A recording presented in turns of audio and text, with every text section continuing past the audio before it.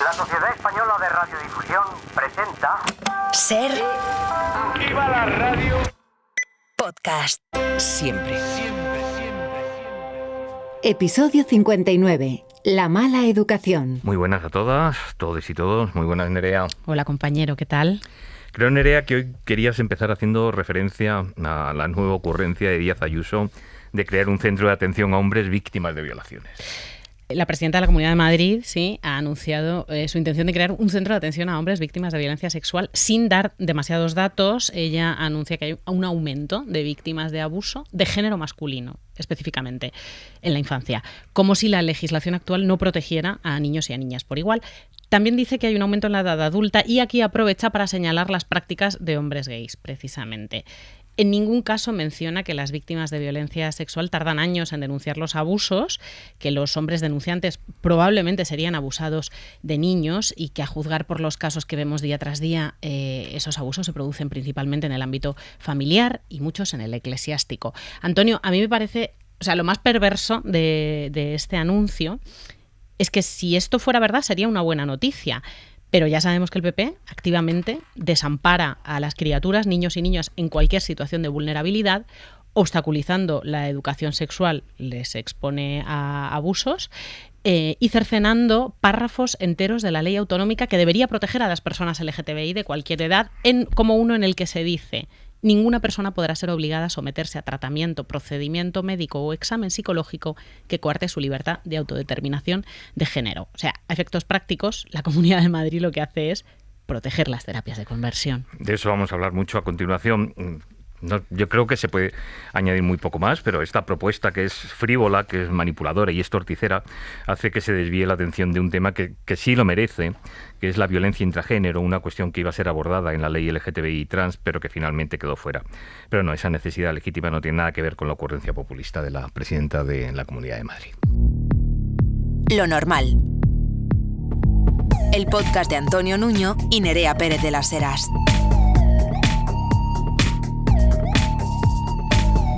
Un podcast normal.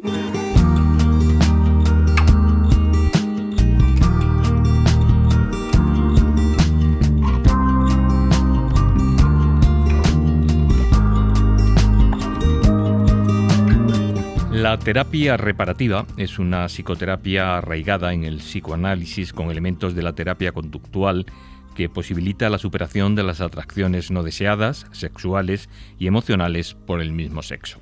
Esta es la definición que dan en Verdad y Libertad para lo que conocemos como terapias de conversión. Ya hemos hablado de esta organización en Lo Normal, lo hicimos extensamente con Saúl Castro, presidente de No es Terapia, en relación con el testimonio de Alberto Pérez, uno de los fundadores de la red, que terminó saliéndose de la misma y contando todas las barbaridades a las que sometían a sus víctimas y a las que él mismo fue sometido.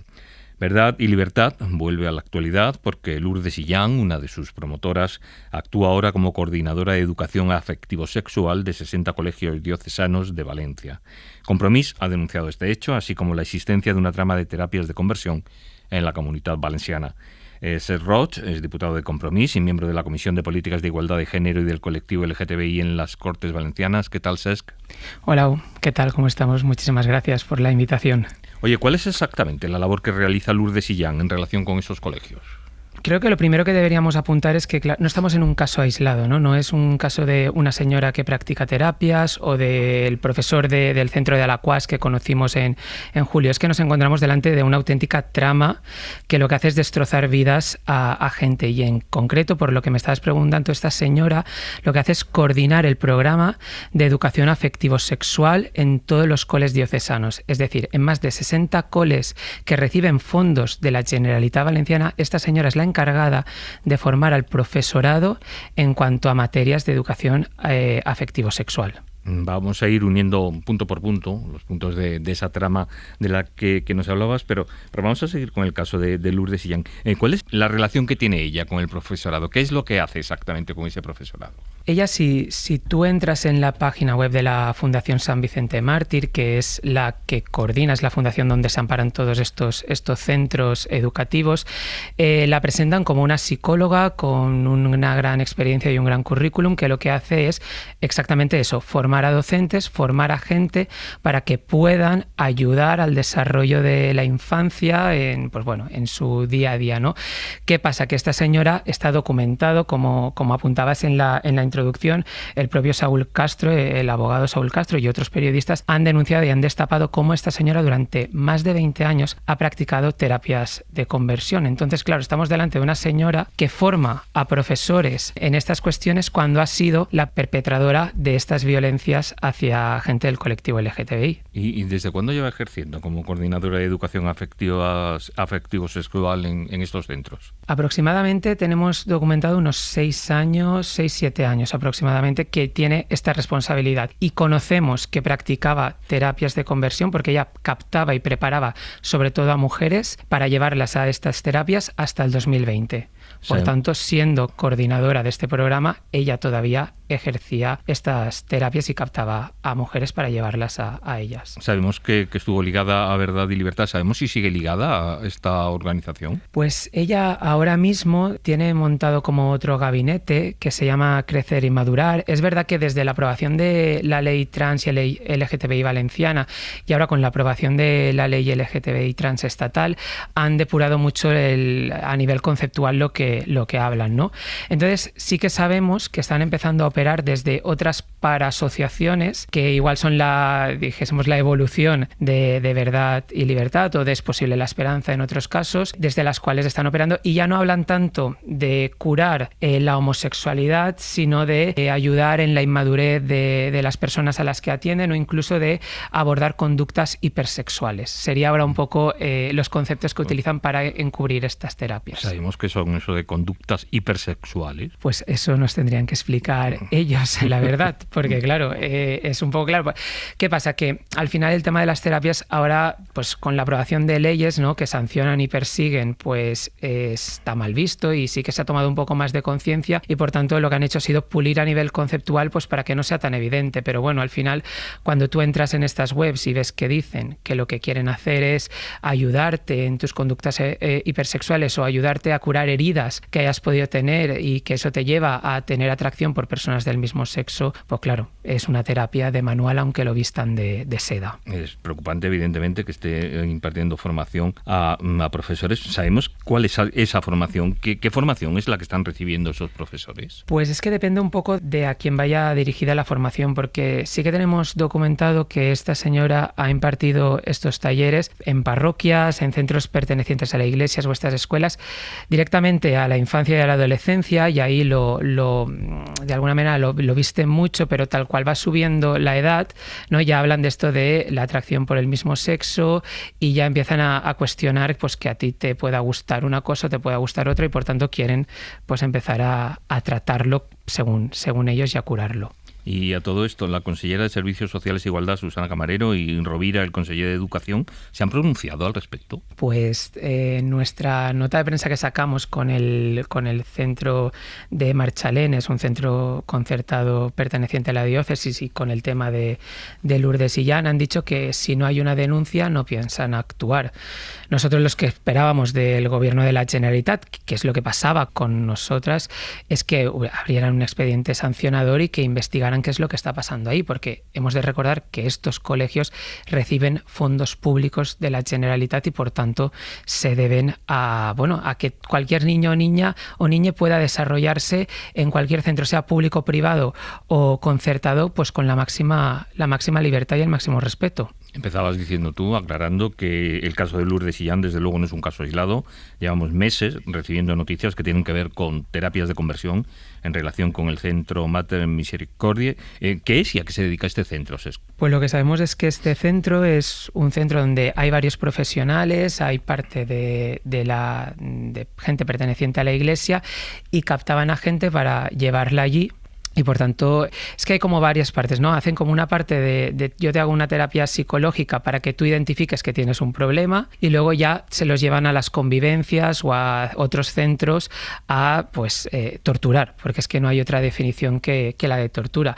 Y por eso también nosotros hemos abierto un canal de denuncia, que es el noestamosenfermas.com, para que nos pueda llegar toda esta información que va saliendo, podamos recopilarla junto con el trabajazo que pues están haciendo algunos periodistas entrevistas aquí en el País Valencià, o el propio Saúl Castro, que lo tiene publicado en su libro y que van descubriendo nuevos casos, pues para poder llevarlo a una comisión de investigación que hemos propuesto en les Corts Valencianes y que esperamos que tire adelante y tomar todas las medidas pues que sean posibles, porque esta gente no puede quedar impune con todo lo que están haciendo. Hablabas de que no son evidentemente casos aislados, hablamos de Lourdes Illán, del Centro Mater Misericordia. ¿Hay aún más denuncias en esta misma línea?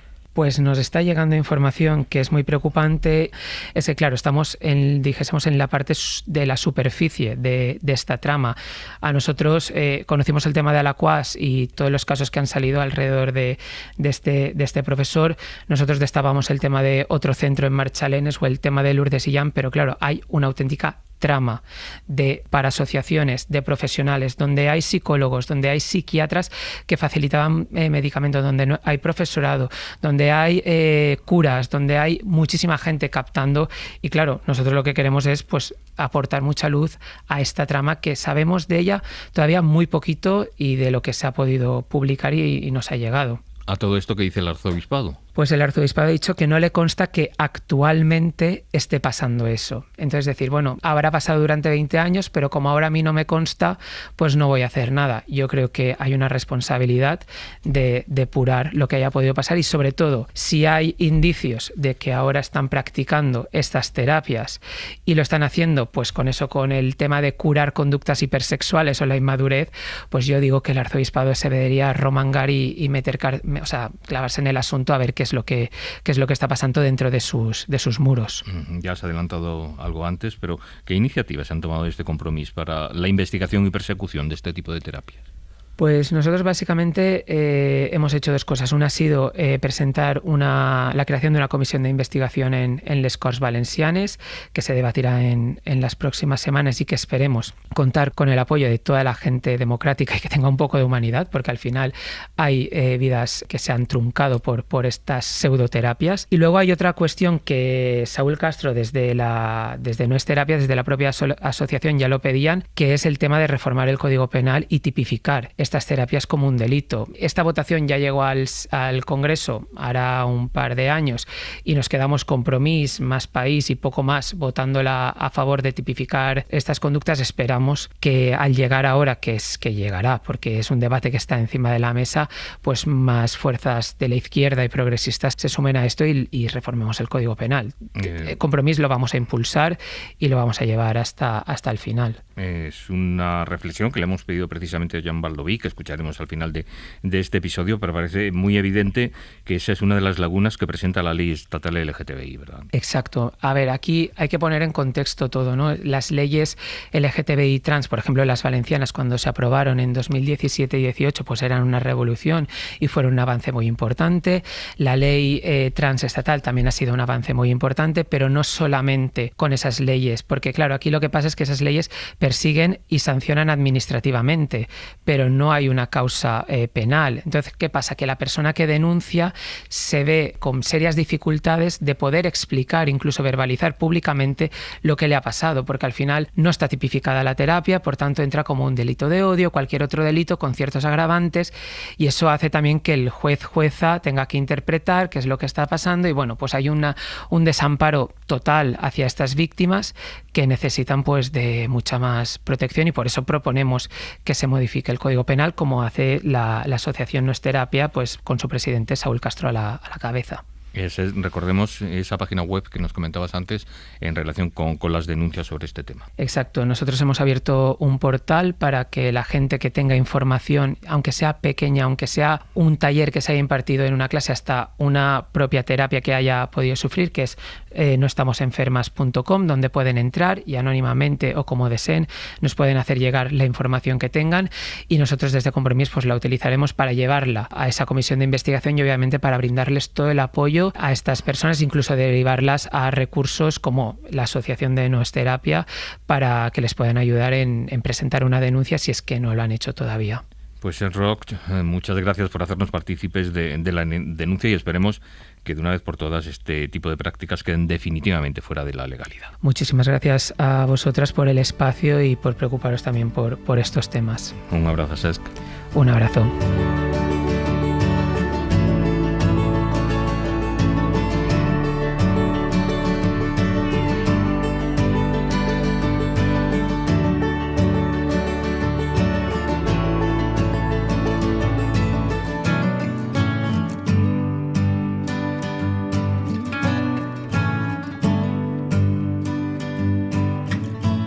porque normal es solo el programa de tu lavadora.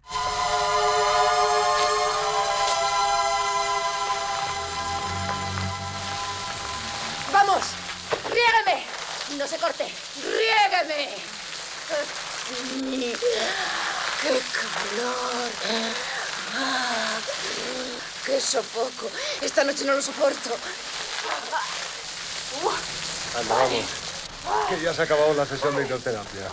Pepa, Julieta, Lucy, Raimunda, Jacinta, Marina o, si lo preferís, Carmen Maura, Emma Suárez, Eva Siva, Penélope Cruz o Marisa Paredes. Todas ellas han sido chicas Almodóvar, o tal vez deberíamos decir son, porque cuando se es chica Almodóvar se es para siempre. Pero hay una chica Almodóvar con mucha más presencia que cualquiera de ellas en el cine del manchego: Madrid. Madrid, chica Almodóvar es una exposición que se puede visitar en el cuartel del Conde Duque de Madrid y en la que se disecciona la relación de Pedro con la capital de España, una relación que empezó con Pepi Lucibón y que se cierra, al menos en la exposición, con Madres Paralelas. El comisario de la exposición es Pedro Sánchez Castrejón. ¿Qué tal, Pedro? Hola, ¿qué tal? Encantado de estar aquí. Como suponemos que ya te han hecho todas las bromas posibles con tu nombre y tus apellidos, nosotros no vamos a hacerlo. Ojo, lo agradezco muchísimo, porque no sabéis la cantidad de minutos que se pierden con la broma. Pedro, ¿se puede entender la obra de Almodóvar sin Madrid?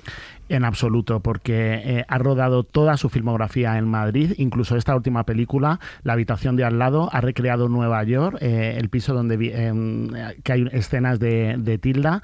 Uh-huh. Y tengo que decirte que es que yo creo que Pedro Almodóvar también es un producto de Madrid, porque si te fijas, sus compañeros de la movida, como por ejemplo Carlos Berlanga, que era hijo de Berlanga, como sabéis, o Ana Torroja, que es marquesa, bueno, pues venían de buenas familias, de familias adineradas, porque al final dedicarte al mundo de la cultura es muy complicado. El que no tiene padrino no se padrina, y Pedro Almodóvar no tenía las oportunidades que tenían sus compañeros. Él, como sabéis, venía de una familia muy humilde, de un pueblo de La Mancha, y las oportunidades se las dio Madrid. Vamos a darle la vuelta a la pregunta. ¿Se puede entender el Madrid en el que vivimos ahora sin la impronta que ha dejado en sus calles, en sus locales y hasta en su historia Pedro Almodóvar?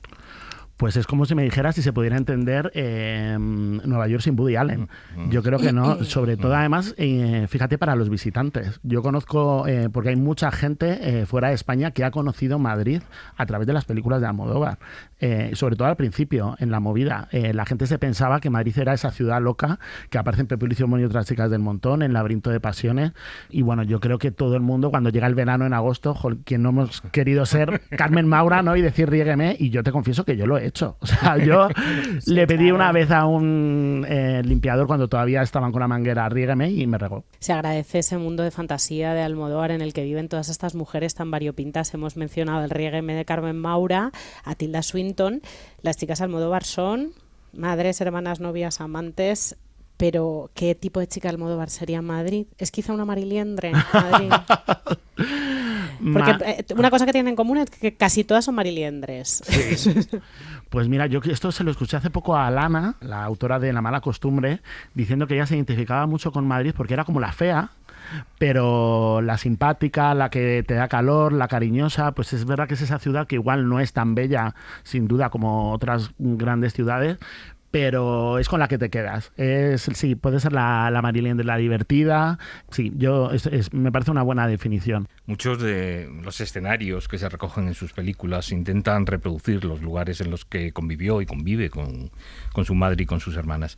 ¿Cuánto tiene de homenaje a las mujeres de su familia esa elección?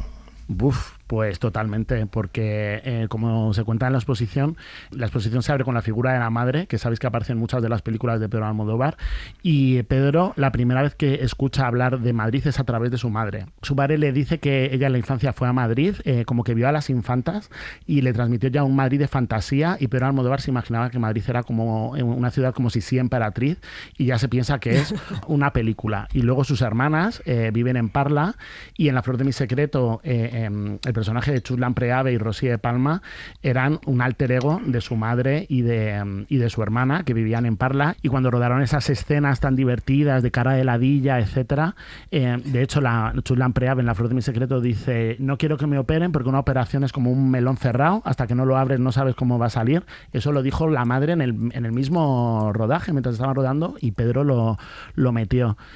cuando le nominan a premios, las hermanas ponen estampitas de los santos, y cuando Pedro Almodóvar ganó el Oscar por Todo sobre mi madre, se lo dedicó a todo el santoral español, porque sus hermanas pues ponían esas estampitas, y cuando vemos también los flanes esos de volver tan ricos, los hacen sus hermanas. Él, cuando hace Una chica Almodóvar, piensa siempre en su madre y en una mujer muy importante también que hubo en su vida, una galerista de la que se habla en la exposición, que se llama Blanca Sánchez.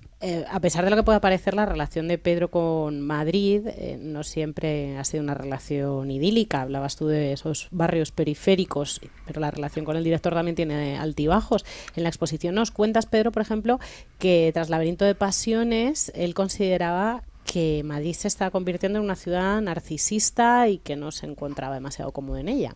A ver, lo que ocurre es que tras el éxito de la movida se oficializa. Sabéis que pues incluso Tierno Galván lo promueve. Es una cosa que interesa, ¿no? Se sale del franquismo, y lo que se quiere reflejar es pues esa España divertida, transgresora.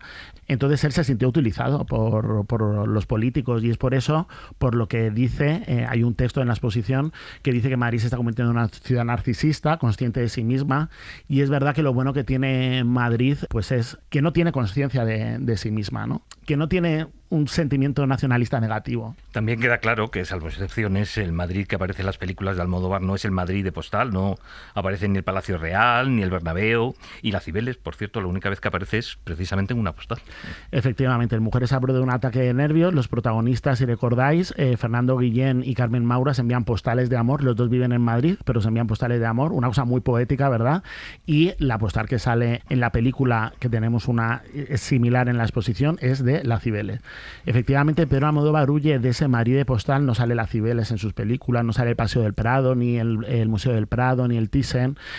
¿Por qué? Pues porque desgraciadamente son epicentros turísticos, y la vida de los madrileños pues no se mueve por ahí. Podemos ver el barrio de la Concepción, en ¿Qué he hecho yo para merecer esto?, Vallecas, en Volver, Cuatro Caminos, etcétera. Curiosamente, siempre que aparecen estos espacios supuestamente de postal en la filmografía de Almodóvar, él los está mirando de una manera un poco artificializada, ¿no? A través de los ojos de artistas como su paisano Antonio López, o como Edward Hopper, también nos recuerda. Sí, Pedro Almodóvar, sabéis, bueno, es que es un poeta, es un artista. Él, cuando hace una película, digamos como que pinta una película llena de objetos, las imágenes. Él dice que le encantaría vivir en una tienda de muebles. Y hay una pieza en la exposición editada por Jorge Luengo, que es Pedro Almodóvar y el arte, en el que vais a poder ver un montón de referencias artísticas de cuadros en los que Pedro Almodóvar se inspira para sus escenas. Y efectivamente, esa escena, por ejemplo, en la cafetería Manila, en La Ley del Deseo, es un homenaje a Hopper, que es un pintor americano en el que, por ejemplo, Hitchcock también le gustaba muchísimo. Y el cuadro de Trasnochadores en el que se inspira está dentro de la casa de Eusebio Poncela en La Ley del Deseo. Entonces es un homenaje completamente buscado. Y bueno, sí, Pedro Almodóvar le encanta recrear Madrid, y de ahí el uso de los forillos. Podemos ver el forillo de Mujeres al borde de un ataque de nervios, el decorado de Mujeres al borde de un ataque de nervios en la exposición. Si os recordáis, Carmen Maura vive en la calle Montalbán 7, pero ella, cuando se asoma por la ventana, ve la Gran Vía. Eso es imposible. Desde ese ático lo que tendría que ver es el Retiro. Pedro Almodóvar quería grabar ese ático en el Círculo de Bellas Artes, pero se dio cuenta de que el equipo técnico pesaba mucho y no podía rodar en el ático, entonces mandó recrear esas vistas. Los interiores son un estudio, los exteriores es la calle Montalbán, y entonces él se inventa un Madrid que no existe. Y bueno, pues como os decía, como él realmente prefiere la ficción a la realidad, pues estupendo. Hay un cierto aburguesamiento en la relación de Pedro con la ciudad. Sus personajes, como tú has comentado antes, comienzan viviendo en el barrio de la Concepción, en Vallecas o en La Ventilla, y terminan viviendo en Pintor Rosales o en Las Salesas, que comentabas ahora, ¿no? Hombre, yo creo que sí, pero es que a Pedro Almodóvar al final, ahora yo creo que se ha vuelto adicto a la autoficción, ¿no? Y entonces Pedro Almodóvar, pues si ahora vive en Pintor Rosales y tiene una situación económica diferente, eso sale reflejado evidentemente en sus películas. Y en Dolor y Gloria, sabéis que él vive en Pintor Rosales, y en Dolor y Gloria su alter ego, Antonio Banderas, también vive en la misma calle. Y en los escenarios del primer Almodóvar tiene una importancia fundamental Blanca Sánchez. Cuéntanos quién fue Blanca Sánchez y qué presencia tiene sus espacios en esta primera obra. Bueno, pues Blanca Sánchez es un poco la Mariliendre de Pedro Almodóvar. Personas importantísimas. Es una mujer muy importante en la vida de Pedro Almodóvar, pero también de mucha gente como Carlos Berlanga, porque fue el asistente personal de Carlos Berlanga, y Carlos Berlanga, cuando estaba muy enfermo a finales de su vida, fue la persona que le ayudó. Fue con Alaska y Dinarama a México, y cuando conoció a Pedro Almodóvar en los 70, cuando Pedro Almodóvar no era nadie, Blanca Sánchez trabajaba en la Galería Vijande, que era una galería muy importante que trajo a Andy Warhol a España, y muy pronto vio que Pedro Almodóvar tenía mucho talento, y cuando, bueno, fue un poco la descubridora, junto con Carmen Maura, de Pedro Almodóvar, y ella fue quien le apoyó, quien le presentó a muchísima gente, a Paloma Chamorro, a Alaska, a Guillermo Pérez Villalta, a todos los artistas que había en la Galería Vijande, a CSP, a Jorge Galindo, y es que Pedro Almodóvar, gracias a ella, empezó a estar muy bien relacionado y empezó a hacer cine, en parte gracias a Blanca Sánchez.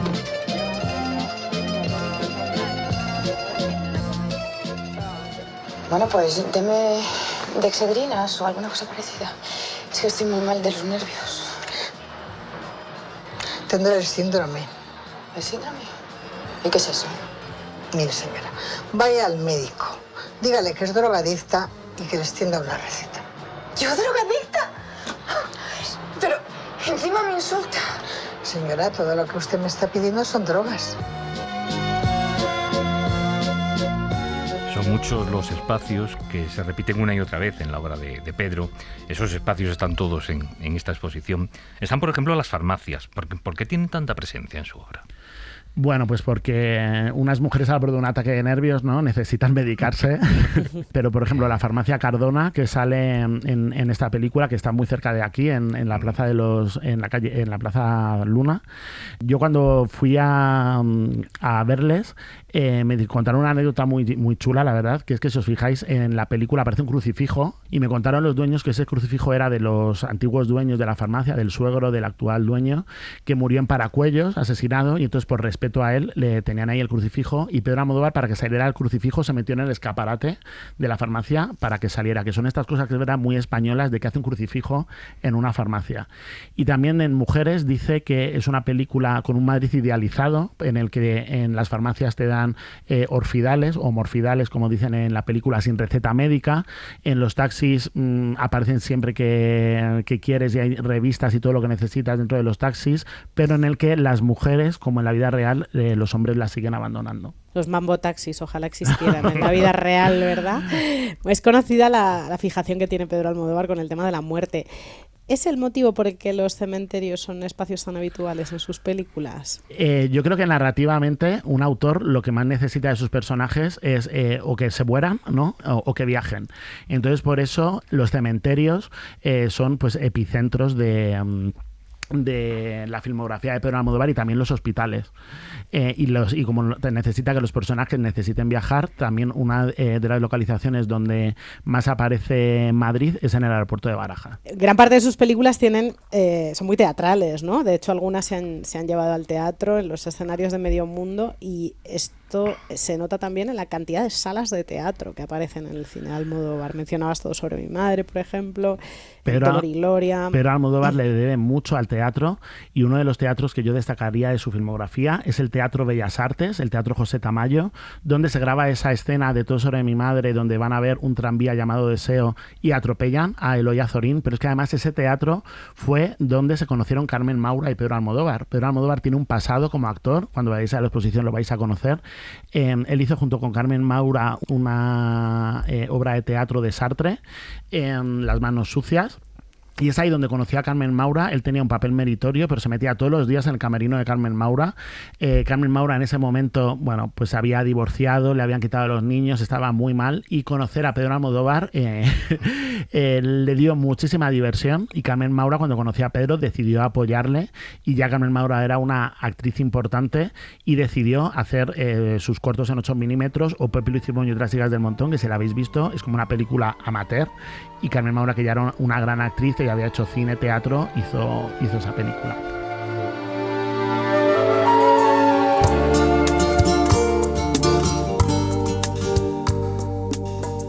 Pepa, estoy avergonzado. Me he portado muy mal contigo. No sabes cómo lo siento.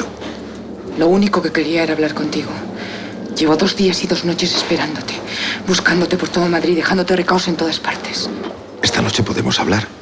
Lo del viaje a Estocolmo puede esperar. No, ya es tarde. No seas resentida. Cambio los billetes y tomamos algo en la cafetería. No.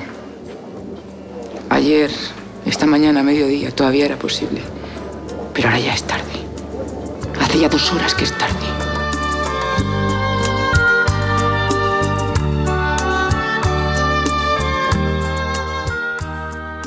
Los personajes de Almodóvar son personajes que están huyendo en muchas ocasiones, tanto física como metafóricamente.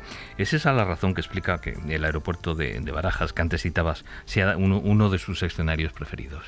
Sí, o sea, el aeropuerto de Barajas al final, como necesita, donde más ha rodado es en Madrid, pero evidentemente también ha necesitado que salieran sus personajes de Madrid, y es por eso que Barajas es una de sus grandes localizaciones. Y como curiosidad, por ejemplo, en Volver, él rodó en la T4 antes de que la T4 se hubiese terminado, y con la T2, que sale en Laberinto de Pasiones, la T2 la acababan de renovar por los Mundiales de España del 82, y él también rodó con el aeropuerto recién reformado. Todo Madrid completo. Podríamos estar horas hablando de esa chica Almodóvar, que es nuestra ciudad, pero creo que es mucho mejor que seáis testigos de esa relación en esta exposición Madrid Chica Almodóvar en el cuartel de Conde Duque de Madrid.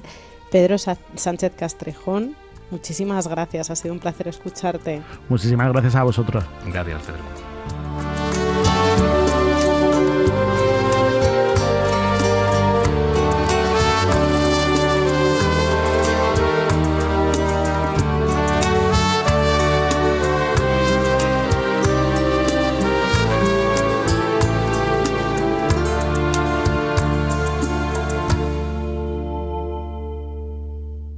Bueno, yo fundé el movimiento gay en toda España el año 70. Estaba en la clandestinidad hasta el 75, cuando murió Franco, el dictador. Y entonces es cuando ya salimos, y fundé también el FAC, Front d'Alliberament Gay de Cataluña, que fue la primera organización, y que luego pues pasó, se fundaron en casi todas las regiones españolas, pues otros movimientos de liberación homosexual. En aquella época, el año 70, yo era un peligroso social. Por definición, era un corruptor de menores, porque siempre homosexual igual a corruptor de menores. Luego era, para la medicina, un enfermo mental, un degenerado, etc. Para la Iglesia, el peor de los pecadores, un pecado contra natura que clama al cielo. Y para la sociedad, la escoria, lo peor de lo peor, porque éramos considerados como hombres que abdicábamos de nuestra condición de machos para convertirnos en medio mujeres, mujercitas o lo que sea, ¿no? Esta era la idea. En aquella época era horrible saberse que una persona era homosexual, porque o tenía que suicidarse o vivía loco o lo que sea, o tenía que casarse, etcétera, por las apariencias de la gente. Era una cosa que ahora los propios homosexuales de hoy día no se creen que eso era así, la vida podía ser así, ¿no? Armand de Fluvià moría el pasado 6 de septiembre a los 92 años. Fue un reconocido genealogista y heraldista, pero por lo que a nosotros concierne, fue uno de los primeros activistas por los derechos LGTBI en todo el Estado español. Él resumía muy bien su historial en ese fragmento que hemos escuchado de la entrevista que le realizaron Javier del Pino y José Martí en A Vivir, que son 2 días, en septiembre de 2014. Con Armand se marcha uno de los pioneros. Aquí hemos hablado mucho de la crudeza de la famosa Ley de Peligrosidad y Rehabilitación Social de 1970, ley que, por ejemplo, amparó la redada contra el pasaje Begoña y su práctica desaparición. Armand de Fluvià consiguió suavizar la redacción de esa ley en unos tiempos en los que, como él mismo reconocía, declararse homosexual era poco menos que convertirse en un apestado.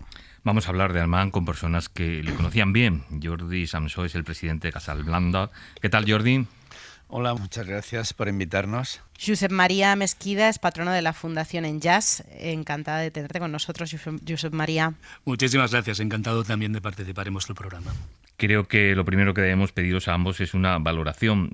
¿Hasta qué punto ha sido importante, Armand de Fluvià, para el activismo LGTBI en nuestro país? Es que yo diría que al inicio del programa, pues con el corte que habéis puesto ya él lo decía, ¿no? Como la persona que infundó el movimiento en plena clandestinidad, que esa es ¿no? el punto que hay que destacar, ¿no?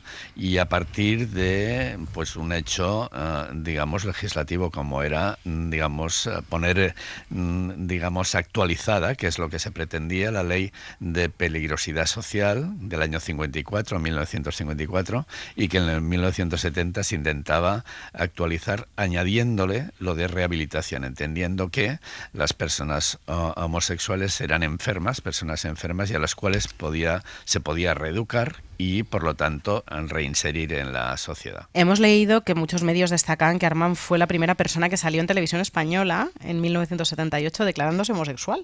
¿Por qué era tan importante esa salida del armario justo en ese momento? Bien, la visibilidad ha sido la estrategia política por la que optó el movimiento desde sus inicios, de forma que la intervención de Armand en los medios de comunicación permitió hacer llegar el mensaje de que era necesario mejorar nuestra situación y puso en marcha un montón de iniciativas relacionadas con el bienestar del colectivo y con la igualdad social del mismo. Y tener referentes era fundamental, ¿no? Porque de alguna manera ya es aquello que las personas homosexuales ya tenían un referente, tenían una persona en la cual decía lo que decía, que fue en el circuito catalán de televisión española en el año 78, como bien habéis dicho, y por lo tanto ya, digamos, uno podía identificarse con esa persona porque todos los referentes eran absolutamente negativos y por eso también era tan importante, además de lo que ha dicho José María y otras muchas cosas que seguramente podríamos añadir. Estamos hablando de 1978, pero la lucha de Armand no comenzó en ese año, comenzó muchísimo antes. ¿Cómo comenzó Armand a preocuparse por los derechos y libertades del colectivo? Armand se da cuenta de que la situación de las personas LGTBI, las personas homosexuales, debería cambiar o podía empeorar con esa ley que viene del año 30, de ley de vagos y maleantes, luego en el 54 y en el 70. Y es en ese momento cuando se interviene o intentan intervenir una serie de personas, concretamente él mismo y Francesc Francino, y ponen en marcha, digamos, el inicio, pequeño, ¿no?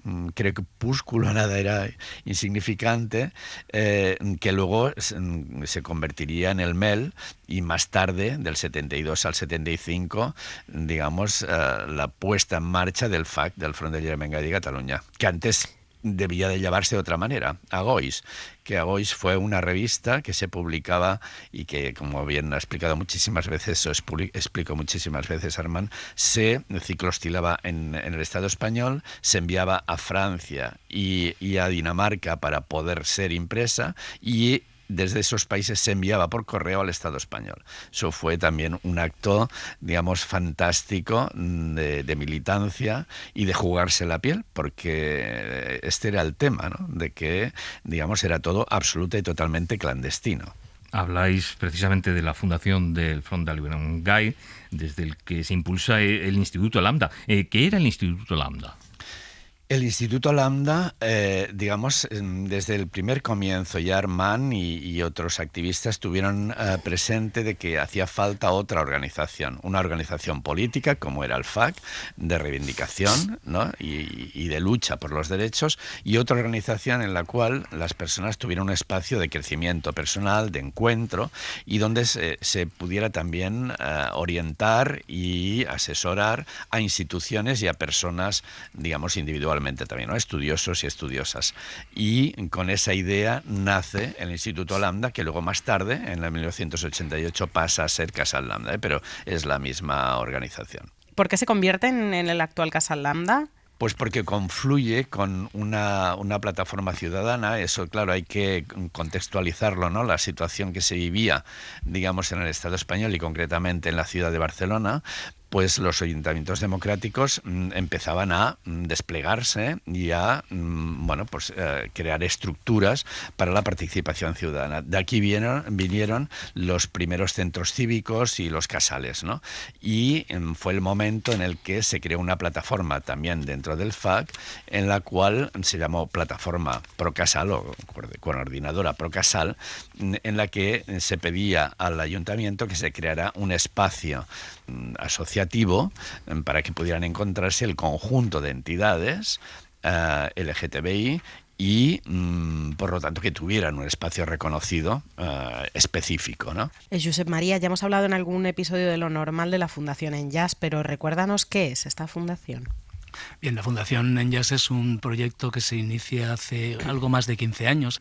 Es un proyecto de ayuda mutua porque se dirige a tratar de satisfacer las necesidades y expectativas de las personas que lo fundaron. Es un proyecto solidario porque está abierto a la comunidad, ofreciendo servicios y actividades. Y también es un proyecto innovador, porque de alguna forma aborda una cuestión que, por lo menos en el momento en el que nació la fundación, pues no se estaba tratando, que es la situación de las personas mayores LGTBI. Ese es nuestro objetivo, mejorar la situación de las personas mayores del colectivo. Armand fue patrón fundador. Armand, siguiendo la iniciativa de otras personas que tal vez fueron quienes de alguna manera pusieron en marcha, ¿no?, la idea inicial, no tuvo ninguna duda a la hora de adherirse al proyecto. Él fue patrón fundador, y esto significa que hizo una importante aportación económica, y Armand todavía seguía vinculado a la fundación porque participaba en todas las actividades de la organización. Carme Porta es técnica en imagen fílmica, tiene una larga trayectoria política y es una de las responsables, junto a Jordi Samsó, del documental Mel, Armand y la historia de un movimiento. ¿Qué tal, Carme? Hola, buenos días. ¿Qué papel jugó Armand, Carme, en la creación de este movimiento español de liberación homosexual? Bueno, él es el fundador, ¿no? Él es precisamente el que, no solo el fundador, sino el que dio la cara, ¿no? Desde el primer momento, desde que se fundó él fue la cara conocida. No solo es la primera persona que en los medios se destapó como homosexual, ¿no? Sino que fue uno de los fundadores junto a otros compañeros de aquel momento que ya no murieron antes que Armand, ¿no? Fue a partir de los hechos de Stonewall, ¿no?, que dijeron, bueno, si en Stonewall ha pasado esto en una sociedad democrática como la de Estados Unidos, aquí, ¿qué no habría de pasar, ¿no? Si lo que tenemos que hacer es precisamente pues luchar por nuestros derechos y dejar de lado las leyes que cada vez nos aprietan más, ¿no? Jordi hace un momento hablaba de la ley de peligrosidad, ¿no? Y pues fue un poco también la mecha, ¿no? Fue la mecha que empezó la reivindicación contra esta ley, ¿no?, que cada vez ponía más contra las cuerdas las personas homosexuales bajo el régimen franquista. Has mencionado que el movimiento era un movimiento pequeñito, que Armand estaba al frente, pero ¿quiénes integraban este MEL junto a Armand de Fluvià? Esto es uno de los secretos que Armand ha llevado, porque nos ha costado mucho, porque todo eran nombres de guerra, ¿no? Él era Roger Gaimon. Roger de Gaimon. Gaimon, eso. Es que yo siempre me equivoco. Y había otros, ¿no? Y entonces, por ejemplo, le hemos preguntado hasta la saciedad en varias entrevistas quién era Amanda Klein, ¿no? Y nunca nos dijo quién era. Había muchísimos nombres de guerra que no sabíamos quién realmente estaba detrás, y otros nombres que él tampoco dio nunca en base a la privacidad de estas personas que en su momento supongo que le pidieron, ¿no? Carme, de toda la enorme biografía de Armand, ¿con qué te quedarías tú? Es que Armand es el principio, ¿no? Es de alguna manera, eso quiere decir que no había nadie más, no, pero es el que sí que desencalló todo, ¿no? Y el que se visibilizó y el que luchó, ¿no? Una anécdota que él siempre explicaba, ¿no?, me quedaría, que es cuando el MEL hacía una revista que se llamaba Agois, ¿no?, y él explicaba que una vez estaban allí con el ciclostil en aquel momento, ¿no?, y estaban con un amigo y entonces estaban dándole el ciclostil y de golpe se para y dice: ¿te das cuenta que a partir de ahora ya somos unos delincuentes? Yo siempre me quedo con esta anécdota. Sí. Josep María, Jordi, os traslado también esa pregunta. ¿Cuál es el principal recuerdo que vais a guardar vosotros de Armand? Bien, yo a Armand le recuerdo bailando, haciendo bailes de salón en el espacio del Casal Landa. Pues es que yo diría os diría casi que la misma que Karma, porque es, digamos, ¿no? Visibiliza mucho un momento, ¿no? Una de las, yo diría, de los hitos importantes, que fue la ley contra la LGTBI-fobia en el Parlamento catalán, digamos, estuvo sumamente presente y discutiendo algunos puntos, o sea que no nos pensemos y que las personas no crean que no estaba, digamos, no solo capacitado, sino dispuesto a poner claridad a situaciones muy concretas, ¿no? Y en este caso la puso y en muchísimas, ¿no? Y que para ver más detalles y tal, no sé si vamos terminando digamos, pero en cualquier caso, en relación al documental del MEL, que lo podréis encontrar en la plataforma de Filmin. Pues muchísimas gracias, Carme Porta, Josep María Mesquida, Jordi Samsó, por revivir la memoria de Armand de Fluvià y además es importante este dato del documental porque creo que la gente se ha quedado con ganas de profundizar en su figura. Perfecto. Carme, Josep María, Jordi, muchísimas gracias. Gracias. Muchísimas gracias a vosotros. Muy bien, gracias.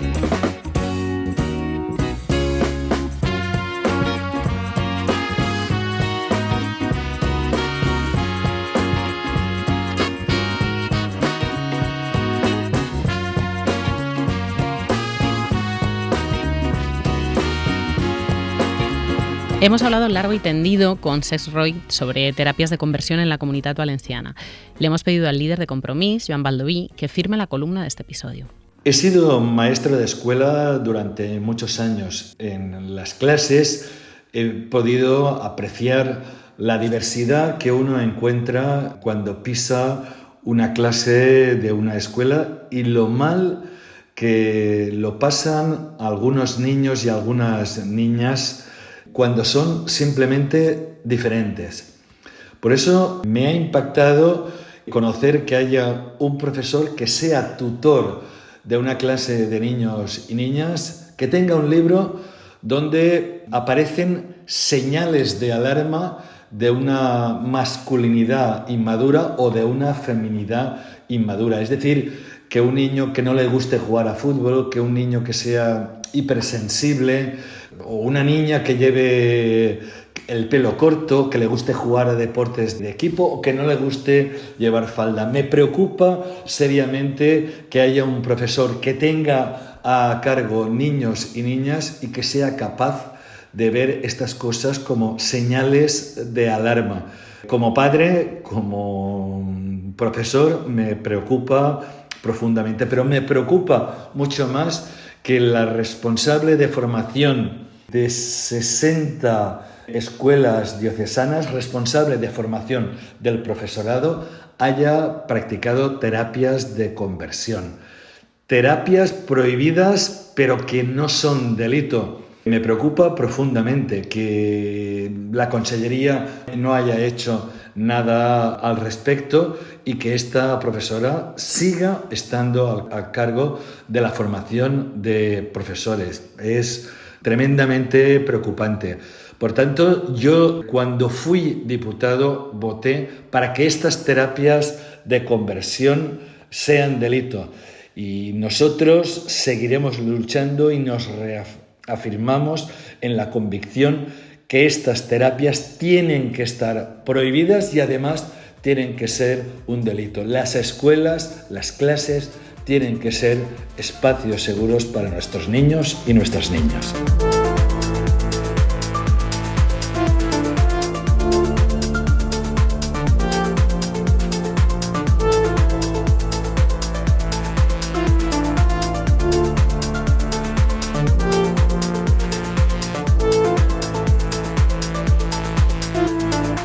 Hasta aquí el episodio 59. No queríamos despedirnos sin hacer mención al artículo que publicaba Soledad Alcaide, la defensora del lector del País, hace unos días, en la que reconocía que el reportaje sobre el cruising, del que hablamos en el episodio anterior, nunca debió haber sido publicado.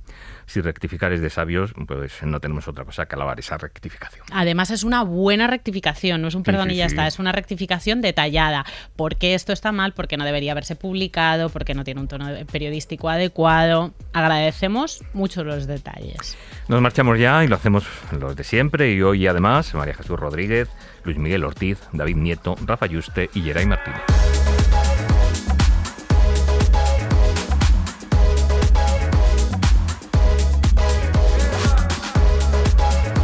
Lo normal es una producción de Ser Podcast. Dirección y presentación: Nerea Pérez de las Heras y Antonio Nuño. Guión y producción: Tony Quad. Realización: Néstor Sandoval. Para no perderte ningún episodio, síguenos y suscríbete en la aplicación y la web de la cadena SER y en todas las plataformas. Cadena SER. La radio.